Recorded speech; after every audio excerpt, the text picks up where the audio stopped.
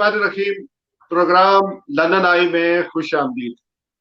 नाज़रीन, कुछ वाक़यात हैं कश्मीर के हवाले से और सरदार मोहम्मद अब्दुल कयूम खान जो आज़ाद कश्मीर के साबिक वज़ीर आज़म सदर रह चुके हैं, उनकी 5वीं बरसी मनाई जा रही है।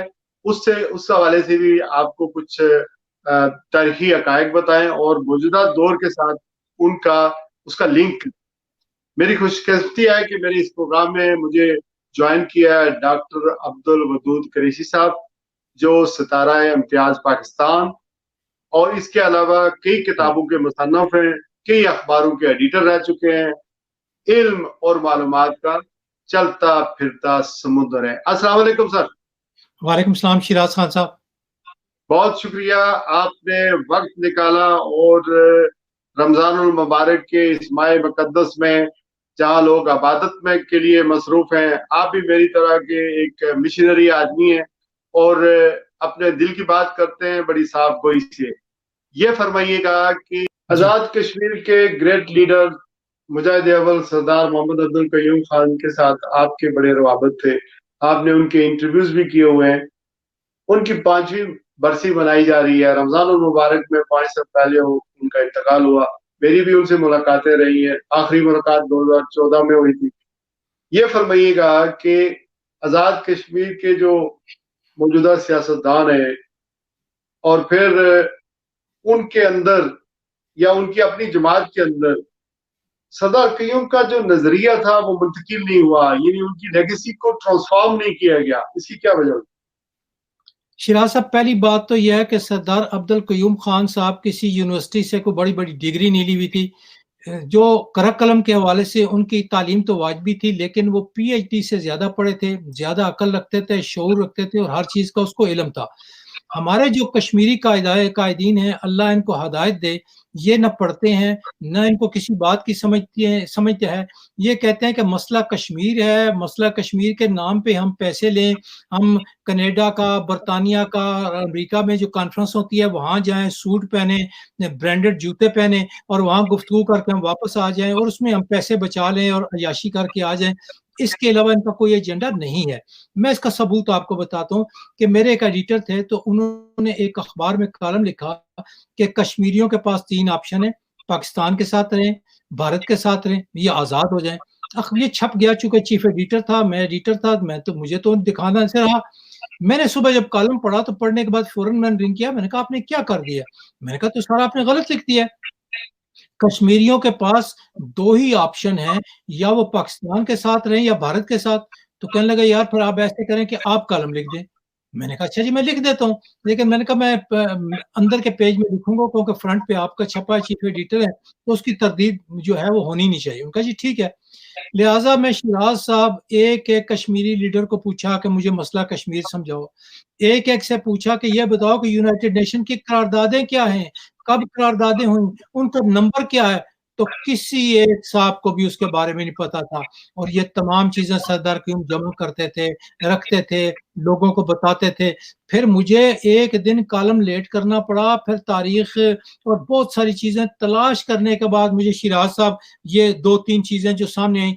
आज भी किसी कश्मीरी लीडर जो बड़े बड़े सालों से आते हैं, बरतानिया में आते हैं, अमेरिका में आते हैं, खिताब करते हैं, उन्हें एक बार पूछे कि कश्मीर के बारे में जो करारदादें हैं वो किस चैप्टर के तहत हैं और किस चैप्टर में होती तो फायदा होता। नंबर 1। नंबर 2, उन करारदादों के नंबर क्या हैं, उनके मकासद क्या थे। तो एक भी आप बता देते शिराज साहब, मैं आपको जुर्माना देने के लिए तैयार हूँ। कश्मीर के बारे में 3 बड़ी अहम करारदादें हैं। पहली जो है वो 13 अगस्त 1948 को हुई है, उसका नंबर है S1100। ये है कश्मीर के मामले में पाकिस्तान को एक फरीक तस्लीम किया गया है।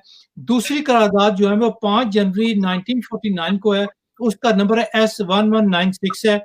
इसमें रोड मैप दिया गया है कि पाकिस्तान की फोर्सेज निकल जाएंगी, श्रीनगर या कश्मीर की कश्मीरियों की फोर्सेस रहेंगी और मुल्क में जो है वो एक रायशुमारी होगी और इसके लिए चीफ इलेक्शन कमिश्नर मुकर्रर किया जाएगा और वो रायशुमारी का जो फैसला होगा कि कश्मीरियों ने पाकिस्तान के रहना है या भारत के साथ रहना है, उस पर जो है अमल दरामद करवाया जाएगा।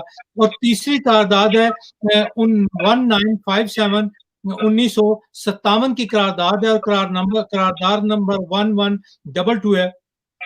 اس لیے کہ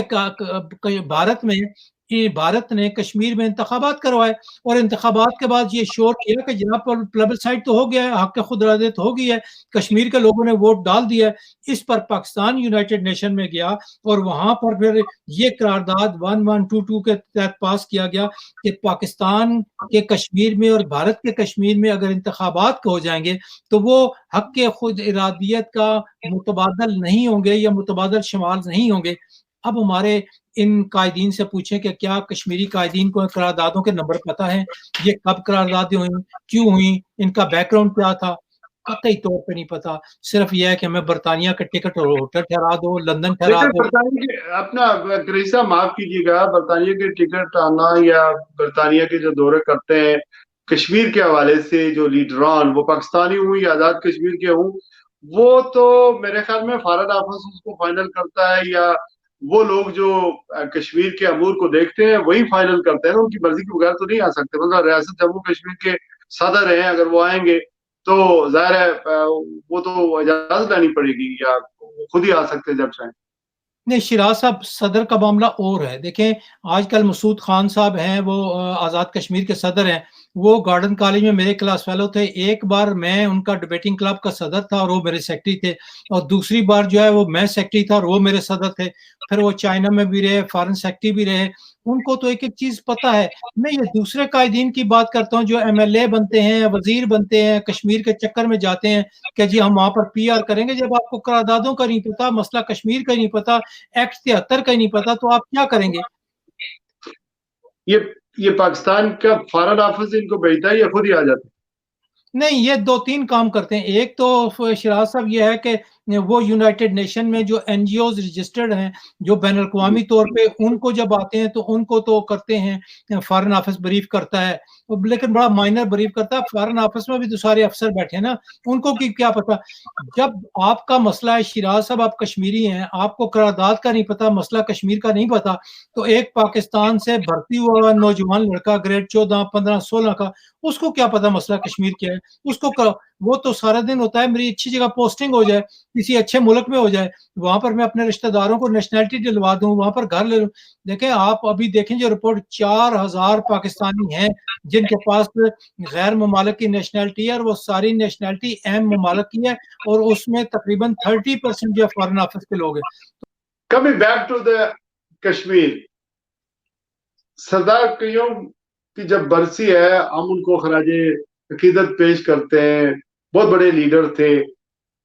اب ان کے پائے کا کوئی لیڈر آپ کشمیری نیشن میں دیکھتے ہیں؟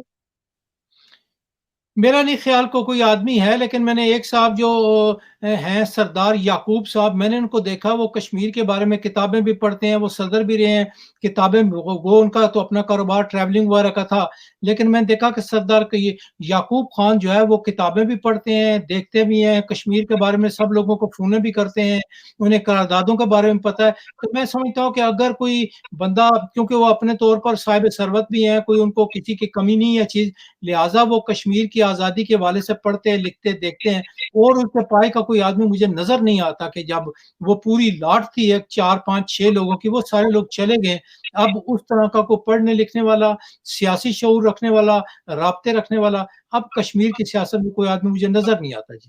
اگر ہم آزاد کشمیر کی سیاست کو دیکھیں تو آپ سمجھتے ہیں کہ جو آج جموں کشمیر مسلم کانفرنس ہے، ریاستی جماعت تھی، اگر مسلم لیگ نون آزاد کشمیر میں میاں محمد نواز شریف قائم نہ کرتے تو کشمیریوں کی تقسیم مزید نہ ہوتی؟ پہلے ہی اب لوگ بہت تقسیم ہے، اور باہر کے ملکوں میں بھی یہی حال ہے، ہر پارٹی کا اپنا ایک یہاں پر ان کی تنظیم ہے۔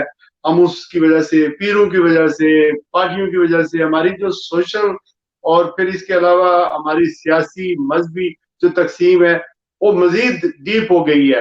لیکن آزاد کشمیر میں اگر مسلم لیگ نون قائم نہ ہوتی تو اس کا کتنا فائدہ ہوتا کشمیری قوم؟ شیراز صاحب، پاکستان کی سیاسی جماعتوں کا بنیادی طور پر یہ اتفاق رائے تھا کہ کشمیر میں پاکستانی سیاسی جماعتیں اپنے نہ ونگ قائم کریں گی، نہ اپنی تنظیم بنائیں گی، نہ اپنے آپ کو ایکسٹینڈ کریں گی. لیکن 1970 کے بعد ذوالفقار علی بھٹو نے کشمیر میں پیپلز پارٹی بنا دی. جبکہ پیپلز پارٹی بنی تو اس کے مقابلے میں پھر یہ مسلم لیگ بنانا چاہ رہے تھے یا اپوزیشن جماعتیں اس میں اکٹھا ہونا چاہ رہی تھی. لیکن سردار قیوم کی ایک اتنی شخصیت تھی کہ انہیں اپوزیشن میں رہتے تھے اس زمانے میں. ذوالفقار علی بھٹو نے ان کو بطور صدر آزاد کشمیر ہٹایا بھی تھا کہ ایکٹ 4 لگا کے. لہٰذا انہوں نے تمام سیاسی جماعتوں کو اس بات پر قائم رکھا کہ اگر ذوالفقار علی بھٹو نے کشمیر میں پیپلز پارٹی بنا لی ہے تو کوئی بات نہیں، باقی سیاسی جماعتیں اپنا کوئی وہاں پر ونگ قائم نہیں کریں. لیکن جب سردار قیوم صاحب چلے گئے اور اس کے بعد پھر مسلم لیگ والوں نے کہا کہ وہ نظر رکھتی ہے نا، حکومت ہے کہ وہاں مفادات ہیں، منرلز ہیں، گاڑیاں ہیں، فنڈ ہے، لہٰذا مسلم میاں نواز شریف کو بھی پھر انہوں نے بارہ کہ نہیں جی نہیں، آپ کی بھی جماعت ہونی چاہیے. نتیجتاً پھر کچھ لوگوں نے جو کشمیر کے قائدین تھے انہوں نے زیادہ پریشرائز کیا. جیسے اب کشمیر کے قائدین بہت سارے عمران خان کے پاس پہنچ گئے کہ جناب آپ کی تحریک انصاف کشمیر میں بھی ہونی چاہیے، گلگت بلتستان میں بھی ہونی چاہیے. تو وہ لوگ جب وہاں پر پہنچ گئے تو اس کے تقویت پا کر میاں نواز شریف نے کشمیر میں جو مسلم لیگ بنائی. اگر وہ نہ بناتے تو میاں نواز شریف اور سب لوگوں کو سردار قیوم یہی کہہ رہے تھے کہ مسلم کانفرنس کا مطلب مسلم لیگ ہے اور یہ مسلم لیگ کا نعم البدل ہے. لیکن ظاہر نعم البدل پارٹی کی حد تک تھا، مفادات کی حد تک تو ان کو مفادات نہیں مل رہے تھے، لہٰذا انہوں نے کہا وہاں مسلم لیگ بھی بنا دی جائے، لہٰذا بنا لی انہوں نے. جی اچھا یہ فرمائیں کہ یہ جو آزاد کشمیر کا چیپٹر ہے یہ زیادہ تر جو ملٹری اسٹیبلشمنٹ ہے اسی کو دیکھتی ہے. ایسا بھی ہے کہ اگر ملٹری اسٹیبلشمنٹ جب وہاں حکومت بنتی ہے تو ذرا ان کی بہت زیادہ، چونکہ سینسیٹیو ایریا ہے، ہونا بھی چاہیے. پاکستان میں ایڈمنسٹریٹو کشمیر ہے، اس کو آزاد کشمیر کا نام دیا گیا ہے، اس کا اپنا آئین ہے، اس کا صدر ہے، وزیر اعظم ہے. ایسا بھی ہو سکتا ہے کہ اسٹیبلشمنٹ کی مرضی کے خلاف کوئی جماعت بن جائے اور پھر مسلم کانفرنس کے مجاہد اول سردار محمد عبدالقیوم خان کو فوجی اعزاز کے ساتھ بھی ان کی تدفین ہو اور ان کی موجودگی میں ہی مسلم لیگ بنے اور آزاد کشمیر میں حکومت بھی قائم ہو جائے مسلم لیگ نون کی، اور مسلم کانفرنس کو آف کر دیا جائے. Do you think is possible? Shiraz صاحب، پہلی بات ہے جو اسٹیبلشمنٹ کا ہم جس طرح نام لیتے ہیں وہ بات اس طرح درست نہیں ہے. دیکھیں، آزاد کشمیر میں انتخابات ہوتے ہیں، دیہات میں، محلے میں، علاقے میں ایک دوسرے کو جانتے ہیں، دھاندلی تو وہاں ہوتی نہیں ہے. جو لوگ ووٹ ڈالتے ہیں وہی ایم ایل اے بنتے ہیں، وہی اپنا پرائم منسٹر بناتے ہیں. یہ الگ بات ہے کہ کشمیر کے لوگ، گلگت بلتستان کے لوگ اور بلوچستان کے لوگ کوشش کرتے ہیں کہ جو لوگ اقتدار میں ہیں، اختیار میں ہو، وہ ان کو ووٹ دیں. پیپلز پارٹی اقتدار میں ہے تو ان کو ووٹ دیتے ہیں، مسلم لیگ نون ہو تو ان کو دیتے ہیں، یا پی ٹی آئی ہے تو اس کو ووٹ دیں گے. یہ تو ایک وہاں پر ٹرینڈ ہے. لیکن یہ کہ ہر کام اسٹیبلشمنٹ کرتی ہے، ملٹری اسٹیبلش یہ نہیں ہے. ملٹری اسٹیبلشمنٹ اپنے پاس، ان کے پاس ادارے ہیں، تھنک ٹینک ہیں، ان سے جو چیزیں بنا کے تجزیہ کرتے ہیں تو وہ فوراً اس کے آفس کے تھرو کہتے ہیں کہ اس پہ آپ بات کر لیں، اس پہ ان سے مذاکرات کرتے ہیں، دیکھتے ہیں کہ یہ کام ہم کریں گے تو تمام تناظر کو دیکھتے ہوئے پاکستان کے مفاد میں ایک کام ہوگا، وہ تو یہ کرتے ہیں. لیکن ایسا نہیں ہے کہ پھجا پرائم منسٹر ہو، ماجا پرائم منسٹر. اگر یہ بات ہو تو آج کل کے راجہ صاحب جو پرائم منسٹر ہیں وہ تو پاکستان کے حق میں نہیں تھے، نہ انڈیا کے حق میں تھے. وہ تو کشمیر کی آزادی چاہتے تھے، الگ کشمیر چاہتے تھے. ایک بار ان کو چھوٹے انتخابات میں اس لیے کہ آپ دو قومی نظریہ کے اور حالانکہ پاکستان کے خلاف ہے، ان کو الیکشن میں حصہ لینے نہیں دیا گیا. تو یہ ایسا نہیں ہے کہ ہر بات میں اسٹیبلشمنٹ ایک ایک چیز پہ جو ہے وہ مداخلت کرتی ہے یا ڈکٹیٹ کرتی ہے. یہ ساری گپ شپ کی حد تک ہر مخالف یہ کہتا ہے مجھے اقتدار مل جائے تو میں ٹھیک ہوں، دوسروں کی نظر میں اسٹیبلشمنٹ کا لایا ہوں، اور اگر مجھے اقتدار نہ ملے دوسرے کو مل جائے تو پھر میری نظر میں دوسرا آدمی اسٹیبلشمنٹ کی طرف سے لایا گیا. یہ ایک فروئی باتیں ہیں اپنے ذاتی مفادات اور مقاصد کے لیے، لیکن اس میں حقائق نہیں ہے. جی بس آخری سوال ہے، ہم کشمیر کا حل جس طرح قراردادوں میں مینشن کیا گیا ویسا ہی دیکھتے ہیں یا اس کے علاوہ کچھ ہوگا؟ دیکھیں، پرویز مشرف نے کوئی دوسرا کیا تھا، تیسرا کیا تھا، اور وہ اپنے تعلقات بہتر کرنے کے ایجنڈے میں پرویز مشرف نے بھی بہت نقصان پہنچایا، میاں نواز شریف نے بھی نقصان پہنچایا، اور آصف زرداری میں بہت نقصان پہنچایا. لیکن اب صورتحال قطعی طور پہ بدل گئی ہے. مجاہدین کشمیر میں پھر سے اپنے طور پہ ایکٹیو ہیں. افغانستان کے مجاہدین کہتے ہیں ہم بھی ان کو مدد کریں گے. دبئی میں جو ان کا ہندواتا ہے اس کے بعد مسلمانوں کے خلاف بات کرنے پر دبئی میں بہت سارے انڈینز کو نکالا جا رہا ہے. کینیڈا میں ایک دو انڈینز کو نکال دیا ہے کہ آپ مسلمانوں کے خلاف بات کرتے ہو. اب وہ کہتے ہیں کہ جس طرح بابری مسجد کو ہم نے مندر میں تبدیل کیا ہے, نعوذ باللہ بیت اللہ کو بھی تبدیل کریں گے, کیونکہ بیت اللہ بھی پہلے وہاں پر بت ہوتے تھے اور وہ ہمارا بت خانہ ہے, اور آپ نے اس کو مسجد اور بیت اللہ بنا دیا ہے. اب ان کا یہ ایجنڈا ہے, لہٰذا وہ دبئی والوں کو کہتے ہیں کہ آدھے گھنٹے میں ہم آپ کو فتح کر لیں گے اسرائیل کے ساتھ مل کے.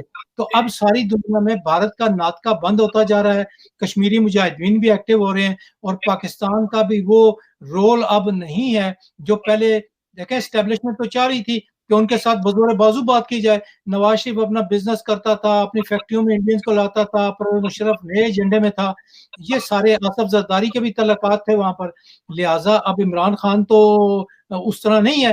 جب اس طرح نہیں ہے تو اب پھر پاکستان انڈیا کے سامنے کھڑا ہوا ہے, تو اب انڈیا کے ملک دنیا میں بدنامی بھی ہو رہی ہے, بےزتی بھی ہو رہی ہے, اندر اس کی تحریکیں بھی چل رہی ہیں. تو یہ صورتحال وہ کمپلیٹ تبدیل ہے, اور اب میں سمجھتا ہوں کہ شاید کشمیریوں کی مرضی کے مطابق ہی کشمیر کا کوئی حل نکل سکتا ہے.